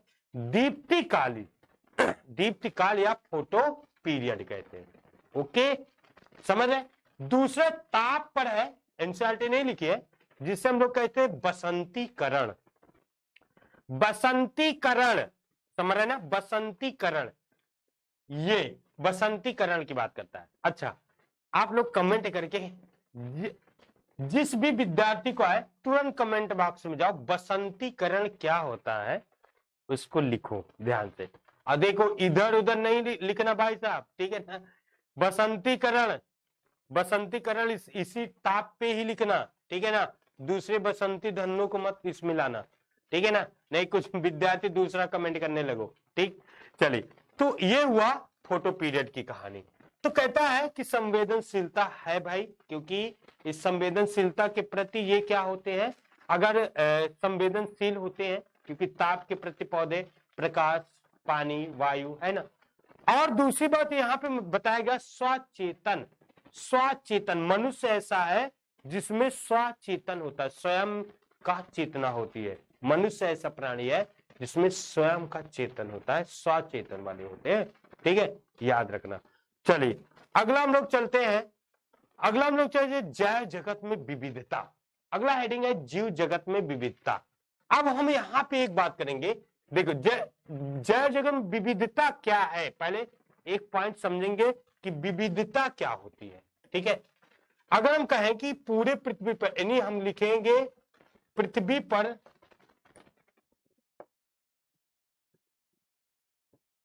पर अनेकों प्रकार की जीव जातियां अर्थात पौधे, जंतु, ठीक है? पौधे, जंतु, सूक्ष्म जीव, ठीक है? जैव विविधता क्या है? पृथ्वी पर अनेकों प्रकार की जीव जातियां। तो जीव जातियों में कौन आएगा? बहुत सारे हायर, बड़े बड़े पेड़ पौधे, लोअर, ठीक है, छोटे मोटे पेड़ पौधे, हम शैवाल की बात करें, ब्रायोफाइट की बात करें, तो बताया गया पृथ्वी पर अनेकों प्रकार की जीव जातियां, जंतु, बहुत सारे जंतु, बहुत सारे पेड़ पौधे, बहुत सारे सूक्ष्म जीव जातियां, इसको हम कहते हैं डाइवर्सिटी या विविधता कहते हैं। जीवों की विविधता है, वैरायटी है, अनेकों प्रकार की, तो इसीलिए हम लोग इस कहते हैं जैव विविधता या जीव विविधता। अब देखिए एनसीईआरटी लिखती है ये जीव विविधता कितना है? कितना है भाई साहब? कहता है ये जीव विविधता कितना है? 1.7 से लेकर 1.8 मिलियन तक है ना? क्यों भाई इतनी ज्यादा विविधता है? अर्थात हम लोग देखें कि जीव जातियों में बहुत सारी विविधता है। अब यहाँ पे एक पॉइंट की बात आ जाएगी कि जीव जातियों में इतनी विविधता है, तो इसको हम लोग कैसे समझेंगे, इसको हम लोग कैसे पढ़ेंगे, कैसे समझेंगे? तो देखिए इसमें बताया गया कि जीव जातियों को पढ़ने के लिए, समझने के लिए, उनके बारे में जानने के लिए, यहां पे देखो अगर हमने कहा कि 1.7 से लेकर 1.8 मिलियन तक अनेकों प्रकार की जीव जातियां हैं। अगर हम पूरे एक एक जीव जातियों के बारे में स्टडी करें, अध्ययन करें, तो हम तो मर जाएंगे, हमेशा सड़ जाएंगे। क्या इनका अध्ययन कर पाएंगे? तो इम्पॉसिबल। कहता नहीं। तो फिर इसमें एक टर्म आया कि भाई साहब इनका स्टडी करना जरूरी है, क्योंकि अपने मनुष्य अपने लाभ के चक्कर में, लाभदायक वस्तुओं के चक्कर में, दवाइयों के चक्कर में सबका स्टडी करता है। तो सबका अध्ययन क्या संभव है? तो कहे नहीं। तो भाई कैसे? मैंने साइंस में कहा था कि जब तक आपके मन में क्यों, कैसे, कब का क्वेश्चन नहीं आएगा, तुम साइंस नहीं समझ सकते हो। जब कोई शब्द आए तो आपको कहना चाहिए क्यों, कैसे, कब, ये कैसे हुआ, ये कैसे हम इसको समझ सकते हैं, ये क्या है। देखो साइंस में नाम के जो नाम लिखा है उसको रट लेने से काम नहीं चलने वाला है। साइंस में आपको समझना होगा भाई साहब कि क्यों, कैसे, कब। ठीक है ना? ये बात ध्यान से सुनना। तो हमने कहा कि इनका स्टडी करना बहुत कठिन भरा कार्य है। तो हम इसको स्टडी कैसे कर सकते हैं? तो बताया गया कि इनको समूह में बांटा जाए, एक ग्रुप में बांटा जाए, छोटे छोटे समूह में बांटा जाए। ध्यान से सुनना, छोटे छोटे समूह में बांटा जाए। अगर हम छोटे छोटे मिलती जुलती समूह में बांटे, जैसे ऐसे समझो, जैसे मैंने कहा ये यहां पे जो जीव है अलग है, ठीक है ना? यहां पे जो जीव है ये अलग है। हमने कहा है यहां पे जो जीव है अलग है। देखिए, तो यहां पे जो बन रहा है, 3 समूह बन रहा है, एक समूह ये, एक समूह ये, एक समूह ये। इसमें मैंने कहा करोड़ों है। इसमें मैंने कहा कि 5 से 20-25 हजार इसमें जीव है। इसमें 30 से 50 हजार जीव है। इसमें 45 से 50 हजार जीव है, अलग अलग जीव है। तो अगर मैं इन जीवों का किसी एक जीव को निकाल करके उसका स्टडी कर लेता हूं, तो पूरे ग्रुप का स्टडी हो गया, पूरे ग्रुप का अध्ययन हो गया। तो मुझे इन सभी लाखों करोड़ों जो समूह में रखे जीव है, इनका अध्ययन करने से क्या मतलब है? मैं इसका एक जीव को निकालकर, इस ग्रुप के एक जीव को निकाल करके, इस ग्रुप को एक जीव को निकाल करके स्टडी कर लेता हूं, बहुत सिंपल हो जाएगा। तो देखिए, इसी का अध्ययन करने के लिए छोटे छोटे समूह बनाए गए। ठीक है, छोटे छोटे समूह बनाए गए, अर्थात हम उनको किस तरह बांटे। तो कहा गया जब छोटे छोटे समूह बनाए गए समानता और असमानता के आधार पर, तो उसे हम एक शब्द दिए, क्लासिफिकेशन। क्या नाम दिए बेटा? क्लासिफिकेशन नाम दिए। ध्यान से सुनना, या इसे हिंदी में बोलते हैं वर्गीकरण। वर्गीकरण या क्लासिफिकेशन नाम दिए। भाई साहब ध्यान सुनना, पूरी कहानी ध्यान से सुनना है। ठीक है, पूरी कहानी ध्यान से सुनेंगे तब समझ में आएगा। मैंने देखा, अभी देखो एकदम एकदम एकदम एकदम जीरो लेवल चल रहा है। ये बच्चा परेशान होता है। वर्गीकरण, टैक्सोनॉमी, टक्सा, कैटेगरी, समूह, वो कभी नहीं जान पाता भाई साहब। टैक्सोनॉमी क्या है वो नहीं जान पाता। सिस्टेमा क्या है नहीं जान पाता। सिस्टमैटिक्स क्या है नहीं जान। टैक्सा क्या है नहीं जान पाता। अरे क्यों नहीं जान पाता? देखो ध्यान से सुनो, ऐसे बस मेरे साथ चलो। मेरे साथ कैसे चलना बेटा? देखो, मैंने कहा बहुत सारे पृथ्वी पर जीव जातियों हैं, उनको पढ़ना बहुत गलत हो जाएगा, मतलब उसका स्टडी करना मेरे बस की तो बात है नहीं, है ना?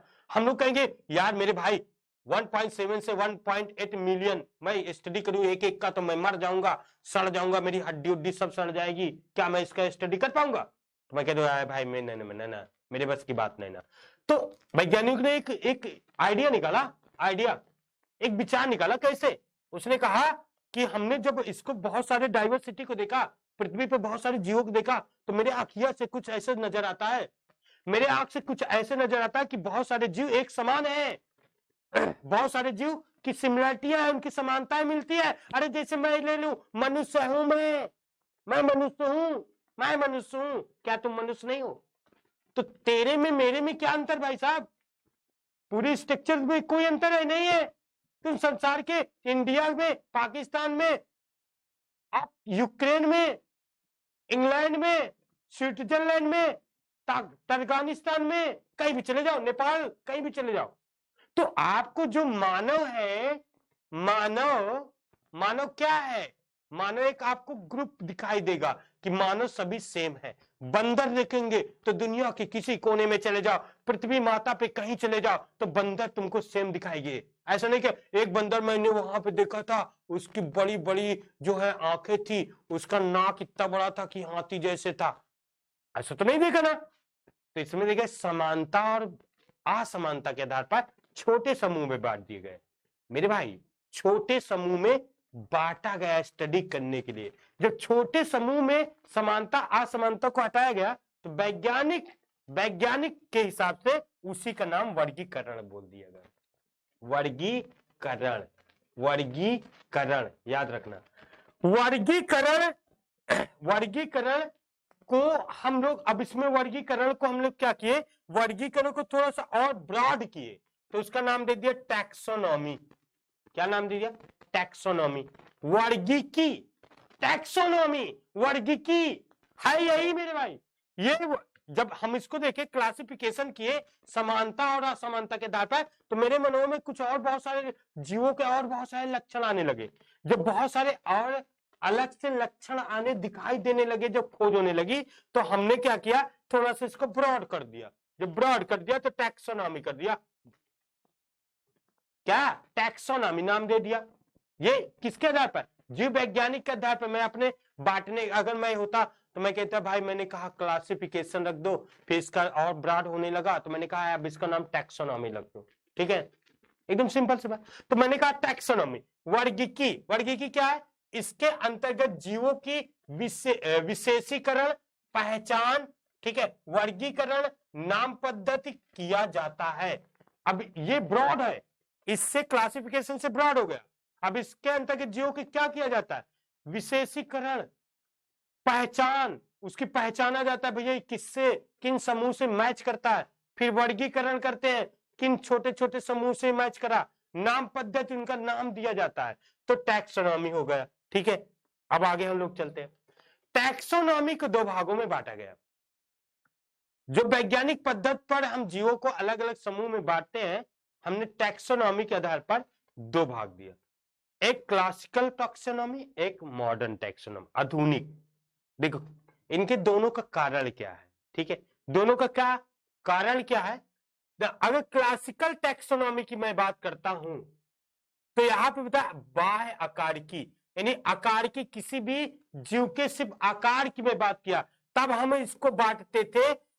हम टैक्सोनॉमी में क्या करते हैं, जीवों को बांटते हैं, अलग अलग समूह में बांटते हैं। थोड़ा सा क्लासिफिकेशन से ब्रॉड है ना। तो इसको हम छोटे छोटे बड़े बड़े समूह में बांटते हैं। तो पहले हमने क्या किया, क्लासिकल टैक्सोनॉमी में बाह्य आकार की, उसके बाहरी संरचना देखते थे, उसके आकार देखते थे कि ये आकार, ये इसका ढंग ऐसे है तो ये इसके ढंग ऐसा, इसका ढंग ऐसा है। मतलब कैसे, मतलब कैसे, मैंने देखा बाह्य आकार की पर, यानी जीवों को लाया, देखा इसका बाहरी संरचना इससे मैच करता तो इसको इसी में रख दो, ठूस दो, वहां से लाया उसको भी ठूस दो। ठीक है, इनका सभी का बाह्य संरचना मैच करता है, मिलता है। लेकिन अगर हम फिर और छोटे जीवों में पहुंचे, सूक्ष्म जीवों में पहुंचे, एक कोष के प्राणियों में पहुंचे, बहुत सारे जीवों को पहुंचे, तो ये थ्योरी गलत हो गई। पता ही नहीं चलता भाई एक कोष की वाले हैं तो इसका बाह्य आकार की कुछ अलग है, ये बाह्य आकार की कुछ अलग है, तो हम कहें अब इसको किस में रखें। हमने कहा भाई साहब अब तो गड़बड़ हो गया, घोटाला हो गया, तो हमने फिर नई थ्योरी बनाई, ठीक है, जिसे हम लोग कहें मॉडर्न टैक्सोनॉमी। अब इसका क्या बेस है, बाह्य स्ट्रक्चर, एक्सटर्नल स्ट्रक्चर, पहले उसकी बाहरी संरचना भी मैच करनी चाहिए, इंटरनल स्ट्रक्चर, उसके आंतरिक संरचना भी मैच करना चाहिए। ठीक है, इंटरनल स्ट्रक्चर भी होना चाहिए, सेल स्ट्रक्चर, सेल की संरचना, सेल स्ट्रक्चर भी मैच करना चाहिए। ठीक है, डेवलपमेंट प्रोसेस, इसका विकासी प्रोसेस भी मैच करना चाहिए, इसका विकास कैसे हुआ, किस जीवों से हुआ। ठीक है, इकोलॉजिकल इंफॉर्मेशन, ठीक है, परिस्थितिकी सूचनाएं, ये सभी जो है मॉडर्न में आएगी। ये सभी नीट का क्वेश्चन है भाई साहब, सभी नीट में बनते हैं, ये सभी तुमसे पूछेगा नीट में, ठीक है ना। ये नीट का क्वेश्चन है भाई साहब, याद रखना बेटा, ठीक है। ये सभी क्वेश्चन नीट में आता है, ठीक है। अब हम लोग चलते हैं आगे। जब हम लोग आगे चले तो दो शब्द, अब देखो अगर हम देखें सिस्टमैटिक्स, सिस्टमैटिक्स जो है ये क्या है, सिस्टेमस शब्द से निकला हुआ, ठीक है। सिस्टमैटिक एक सिस्टेमस शब्द से निकला हुआ लैटिन भाषा का शब्द है, लैटिन भाषा का शब्द है, जिसका उपयोग सिस्टेमा का उपयोग लीनियस ने किया था, कैरोलस लीनियस ने। किसने किया था? कैरोलस लीनियस ने, ठीक है ना। कैरोलस लीनियस ने इनका उपयोग किया था, और कैरोलस लीनियस ने एक पुस्तक भी लिखी थी, सिस्टेमा नेचुरी, ठीक है, याद रखना, सिस्टेमा नेचुरी। अब इसमें देखिए सिस्टेमा जो शब्द है, ठीक है, इस लैटिन भाषा है जिसका हम सिस्टमैटिक्स में इसका स्टडी करते हैं, ठीक है। अब यहाँ पे हम लोग दुई नाम पद्धति, एक तो हम बात करें कि बाइनॉमिनेचर, ठीक है, बाइनॉमिनेचर की बात करते हैं, तो यहाँ पे दुई नाम पद्धति सबसे जरूरी यहाँ पे क्वेश्चन आता है, और ये दुई नाम पद्धति किसने दिया था? कैरोलस लीनियस साहब ने ही दिया था, ठीक है, कैरोलस लीनियस ने। दुई नाम पद्धति है क्या, ठीक है, दुई नाम पद्धति क्या है, तो स्टडी करने के लिए, समझने के लिए, क्योंकि देखिए बोलचाल भाषा में हम बहुत सारे जीवों को जब पढ़ते थे, समझते थे, तो हर एक जीव का नाम अलग अलग प्लेस में अलग अलग रखा जाता। जैसे मैंने कहा भाई महाराष्ट्र वालों, ये मराठी महाराष्ट्र वालों क्या करते हैं, जैसे प्याज को कांदा बोलते हैं, कांदा, प्याज को कांदा बोलते हैं। भाई इंडिया में इतना बड़ा डाइवर्सिटी बोलचाल की भाषा में, हम लोग प्याज बोलते हैं, ठीक है। अब यहाँ पे प्रॉब्लम यहाँ पे आई, हो सकता है चीन वाले ची चाचू बोलते हो, है ना, अलग अलग। तो यहाँ पे प्रॉब्लम ये आई सभी जीवों को स्टडी करने के लिए कि भाई साहब अगर हम अलग अलग कंट्री, अलग अलग प्रदेश चले जाते हैं तो उसी जीव का अलग अलग नाम होता है, अलग अलग कंट्री में अलग अलग नाम, अलग अलग प्लेस में अलग अलग नाम। तो यहाँ पे दिक्कत आने लगी, स्टडी करने में, अध्ययन करने में प्रॉब्लम आई। तो जब प्रॉब्लम आई तो कैरोलस लीनियस साहब ने किसी एक जीव का दो नाम दे दिए, किसी एक जीव का वैज्ञानिक पद्धति पर दो नाम दिए। कैसे? एक जीव का, ठीक है ना, एक जीव का, एक जीव की बात करता, देखो एक जीव का, एक जीव, कोई किसी एक जीव का दो नाम दिए, दो शब्द दिए, दो शब्द, ठीक है, उनके नाम के बारे में दो शब्द दिए, ठीक है, याद रखिएगा। एक नाम, एक जीव का नाम है one name, one name, one name two word, दो शब्द, ठीक है। अब इसमें देखिए दो शब्द कौन कौन से थे? पहला शब्द जेनेरिक था, ठीक है, पहला शब्द जीनस का था, दूसरा स्पीशीज का था, दो शब्द लिए, ठीक है। जैसे मैंने एग्जांपल लिया, जैसे देखो एक एग्जांपल आपके बुक में दिया, मैगी फेरा इंडिका, मैगी फेरा इंडिका, मैगी फेरा इंडिका की बात करते हैं। ये क्या है? आम, आम जो है मैंगो, मैंगो का दो नाम है। यहां पे देखो इन्होंने कहा जो मैगी फेरा इंडिका नाम है ये आम का नाम है, ठीक है, ये किसका नाम है? आम का नाम है, ठीक है। इसमें मैगी फेरा जो है ये जेनेरिक है, जेनेरिक नाम है, ठीक है, और ये स्पीशीज है, दो नाम है, ठीक है ना, स्पीशीज, दो नाम, यानी वंश का नाम, पहला शब्द वंश का और दूसरा शब्द जाति का, दो नाम होता है, वंश और जाति। किसी भी जीव का दो शब्द है, यानी दो शब्दों से मिलकर बना है उसका नाम। किसी भी जीव का नाम जो है दो शब्दों से मिलकर बना, वैज्ञानिक पद्धति पर, एक वंश का, दूसरा जाति का। देखो बेटा अब इसको हम लोग कैसे समझ सकते हैं, इसको हम लोग कैसे समझ सकते हैं? देखो कहता है कि जब दो नाम किसी जीव का रखा जाता है तो उसकी कुछ कंडीशन होता है। कंडीशन क्या होता है? पहला कंडीशन ये, जो वंश का पहला शब्द होता है, वंश का पहला शब्द क्या होता है? बड़े लेटर यानी कैपिटल्स में लिखा जाता है, कैपिटल्स लेटर में लिखा जाता है। दूसरा अगर हम बात करें, दूसरी बात करें, जो जाति होता है, जाति का पहला पहला पहला शब्द स्मॉल लेटर में, स्मॉल में लिखा जाता है। ठीक है। तीसरे पॉइंट की बात करें, अगर हाथ से, अगर हैंड रिटन यानी हस्तलेख है ना, हाथ से लिखते हैं तो उनके नीचे अलग अलग अंडरलाइन करते हैं। ठीक है, अलग अलग अंडरलाइन करते हैं। फिर देखो, अगर छपा हुआ है, टंकड़ है यानी छापा हुआ है, जैसे छापा जाता है ना, टंकरित किया जाता है, तो तिरछे में रहता है। किसमें? तिरछा लिखा होता है, ये बात याद रखना। ठीक है।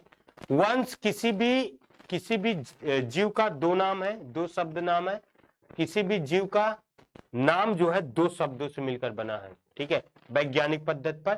और पहला नाम वंश का उसका होता है और दूसरा नाम उसका जाति का होता है। पहला नाम वंश और दूसरा नाम जाति का। चलो, ये थी कहानी। अब देखिए, यहां पे बात आई कि भाई साहब, ये वंश और जाति का जो कहानी है, इसका नाम कौन देता है, कौन नहीं देता।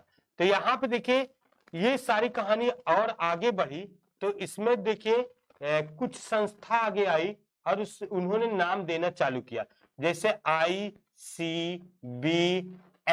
ठीक है ना, एक संस्था ये। दूसरी संस्था ICZN। ठीक है ना, जेड है यहाँ भाई साहब। ठीक है, अब इसके बारे में तो जानते होंगे। ICBN ये किसका नाम देता है? वनस्पति और ये जंतुओं का। ठीक है, ये प्लांट का नाम देता है और ये एनिमल्स का नाम देता है। ठीक है, क्योंकि इसका नाम international code of botanical nomenclature, international code of zoological nomenclature. ठीक है, ये जंतुओं का, ये एनिमल्स का नाम देती है। ठीक है ना, एनिमल्स का दुई नाम देती है और ये किसका देती है? प्लांट्स का। याद रखिए, प्लांट्स का नाम देती है। ठीक है, ये बात यहां तक याद रखना। दूसरी बात आ जाओ, जब हम दूसरी बात करते हैं इसी में, ठीक है, जब हम दूसरी बात करते हैं तो एक बात देखते हैं, टैक्सा। ठीक है, टैक्सॉन, एक शब्द और सुनेंगे, टैक्सॉन। ठीक है, या वर्गक ना। टैक्सॉन या वर्गक क्या है? वर्गक या टैक्सॉन? टैक्सॉन क्या है? देखिए ध्यान से सुनना, टैक्सॉन क्या है? ठीक है, हर एक, जैसे हमने कहा क्लासिफिकेशन किया, क्लासिफिकेशन करने पर हमें पता चला कि टैक्सॉन क्या है। टैक्सॉन क्या होता है, टैक्सोनॉमी क्या होता है, दोनों में अंतर समझिए। टैक्सॉन और टैक्सोनॉमी दोनों की बात समझो। ठीक है, देखो, अगर मैं कहूं टैक्सॉन क्या है तो मैं कहूंगा कि टैक्सॉन जो है वो टैक्सोनॉमी की इकाई है। देखो पूरी बात समझना, यह कहता है टैक्सॉन, टैक्सॉन, टैक्सोनॉमी की इकाई है। ठीक है, इकाई है, ध्यान से सुनना। टैक्सॉन क्या है? टैक्सोनॉमी की इकाई है। जैसे देखो, जैसे देखो भाई साहब, डॉग है ना, कैट, बिल्ली, एक्सेट्रा एक्सेट्रा, ये सब एक टैक्सा है। जाति एक टैक्सा है, स्पीशीज एक टैक्सा है। ठीक है, ये सब क्या है? टैक्सा है। अब देखो कैसे, जैसे हम लोग कभी भी क्लासिफिकेशन करते हैं, जब हम क्लासिफिकेशन करते हैं तो क्या लिखते हैं? किंग, किंगडम, है ना, किंगडम करते हैं। फिर क्या करते हैं?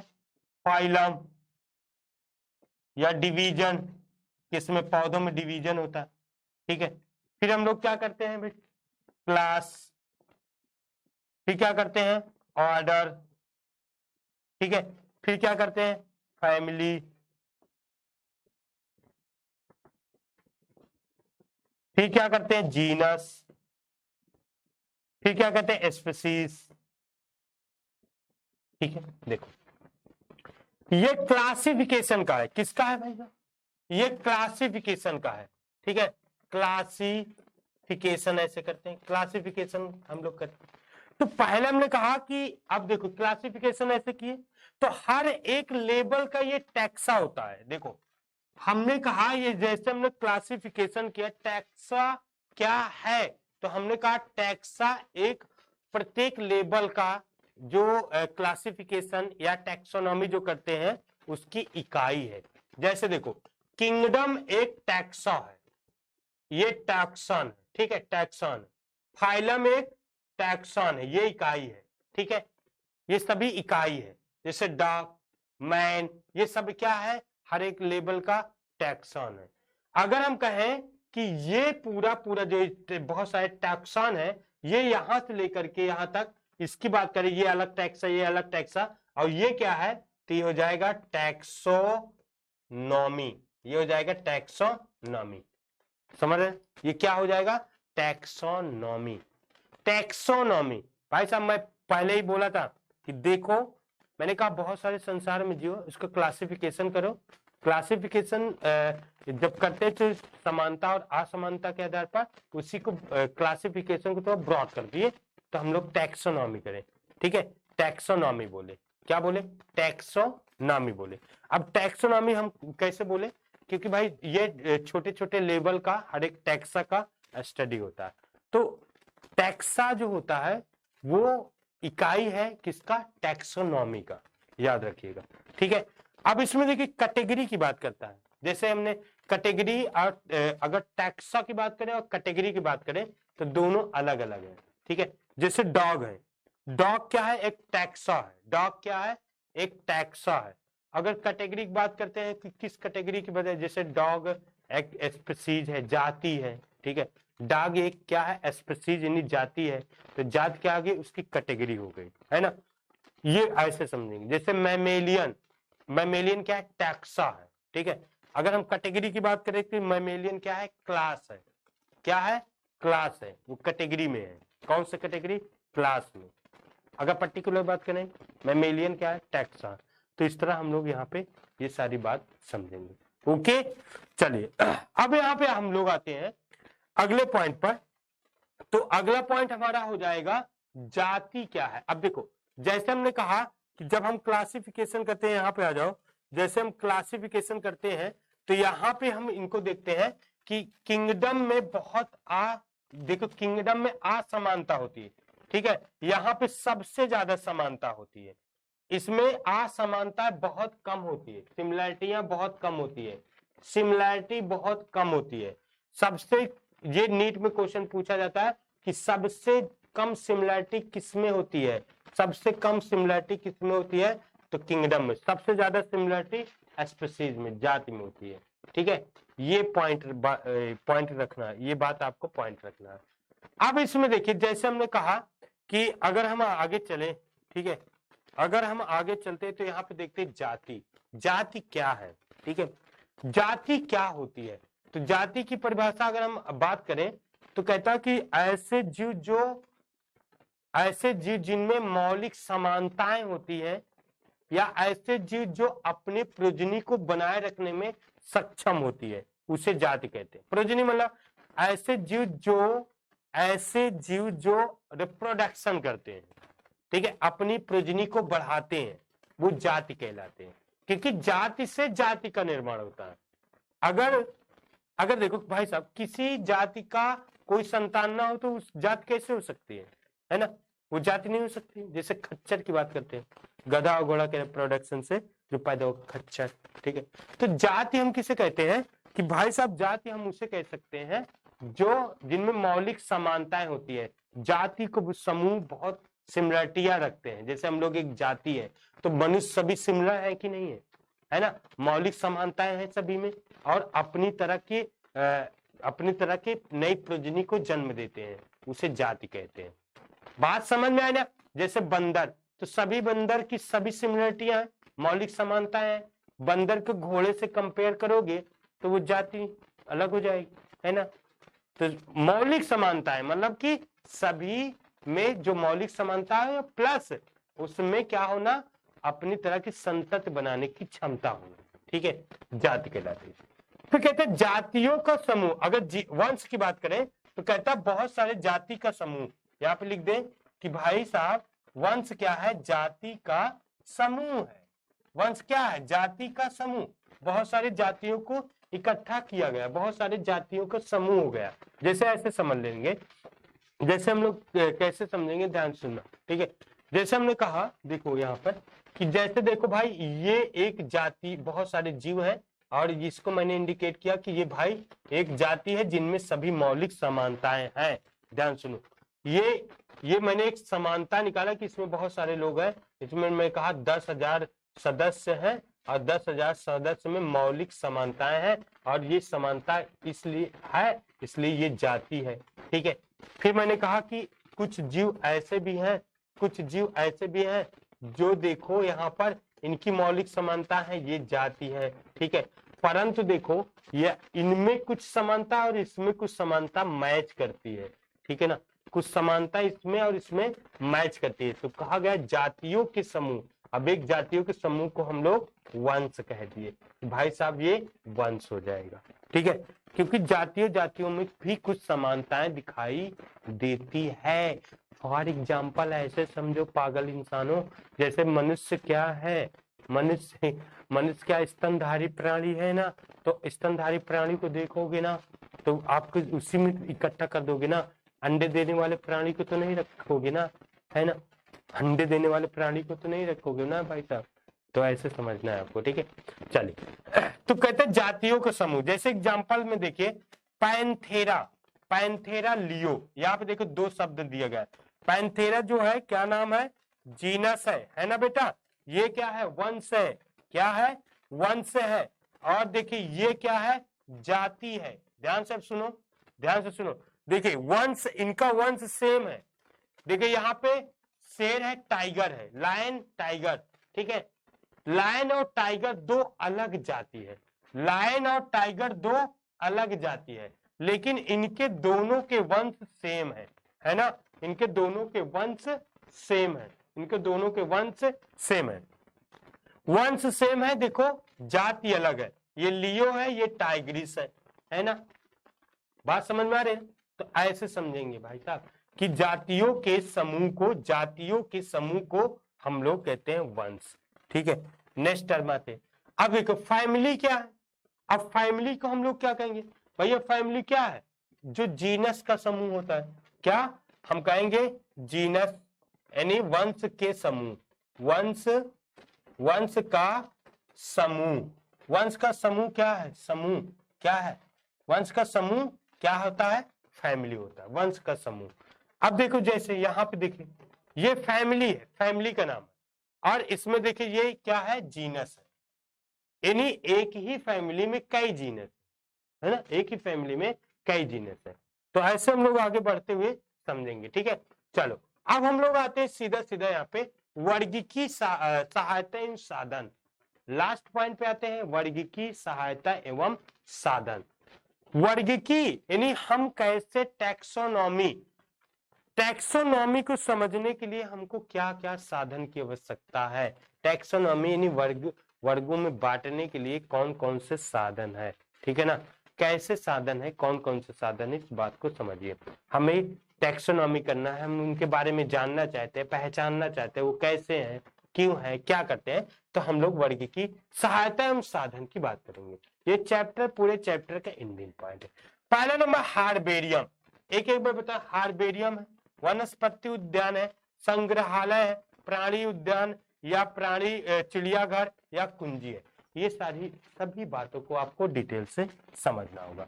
तो पहला नंबर आ जाएंगे वनस्पति। देखो बेटा पहला नंबर हम कहेंगे कि भाई साहब हार्बेरियम फाइल की बात करते हैं।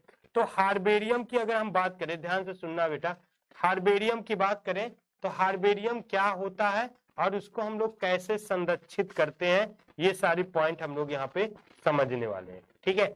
ये सभी पॉइंट हम लोग यहाँ पे समझने वाले हैं, ध्यान से सुनना सभी लोगों को, ठीक है।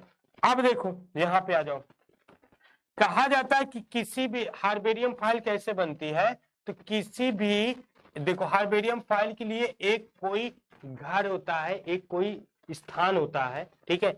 उसमें बहुत सारे जो पुष्पी पौधे हैं, जो पौधे हैं उसको डेड करके, ड्राई करके, सुखा करके एक पेपर में चिपका करके रखा जाता है, ठीक है ना। हार्बेरियम फाइल का एक कागज होता है, यहाँ पे क्या करते हैं, ड्राई करके, सुखा करके, प्रेस करके उसको हम क्या करते हैं, उस जीव को एक कागज में ऐसे चिपका देते हैं और भविष्य में इसका स्टडी करने के लिए इसको किसी एक संग्रहालय में, किसी एक घर में सुरक्षित रख देते हैं, ठीक है। ऐसा नहीं कि कहीं भी फेंक देते हैं, एक संग्रहालय में रख देते हैं। इसमें क्या किया जाता है, यहाँ पर इसका नाम लिखा जाता है, ठीक है ना, किसने इसको कलेक्ट किया, ठीक है, किस डेट को किया, डेट, ठीक है, डेट, टाइम, ठीक है, प्लेस का नाम लिखते हैं कि कौन से प्लेस से लाया, इसका botanical name, common name etcetera, और इसका फैमिली, यहाँ पे सभी का यहाँ पे वर्णन होता है। कब इसको किसने कलेक्ट किया, किसने फाइल बनाया, कब बनाया, ठीक है, डेट, टाइम, नाम, प्लस कौन सा पौधा है उसका बोटेनिकल नाम, लोकल नाम, प्लस कौन से वो फैमिली का है, ये सारी बात इसमें डिटेल में लिखी जाती है, ठीक है। और इसका उपयोग हम किस में करते हैं, स्टडी, अध्ययन के लिए करते हैं, है ना, क्योंकि टैक्सोनॉमी क्या है, टैक्सोनॉमी की साधन है। तो टैक्सोनॉमी में हम लोग क्या करते हैं, टैक्सोनॉमी में हम लोग करते हैं किसी जीव के बारे में स्टडी, तो स्टडी करते हैं, ठीक है, ऐसे। अब इसमें देखिए वनस्पति उद्यान, वनस्पति उद्यान क्या है, अगर हम बात करें कि बोटेनिकल गार्डन, संसार में बहुत सारे जीव जंतु हैं, पेड़ पौधे हैं, लेकिन बोटेनिकल गार्डन में क्या किया जाता है कि एक ऐसा प्लेस बनाया जाता है जहां पे अनेकों प्रकार के पेड़ पौधों को उगाया जाता है और उसके स्टडी करने के लिए, उसके आकार की या उसकी संरचना को समझने के लिए उस पौधों को सही से ब्रीड कराया जाता है, उसकी नस्ल को बढ़ाया जाता है, उसमें एक लेबल लगाया जाता है। किसी भी पौधे में क्या लेबल, उसका बोटेनिकल नेम और उसका फैमिली नाम। आप किसी भी गार्डन में जाइए तो उसमें देखो एक लोहे का चिपका होगा, ऐसे चिपका रहता है, उसमें नाम लिखा रहता है, बोटेनिकल नाम लिखा रहता है, कॉमन नाम लिखा रहता है, किस फैमिली का है उसका नाम लिखा जाता है।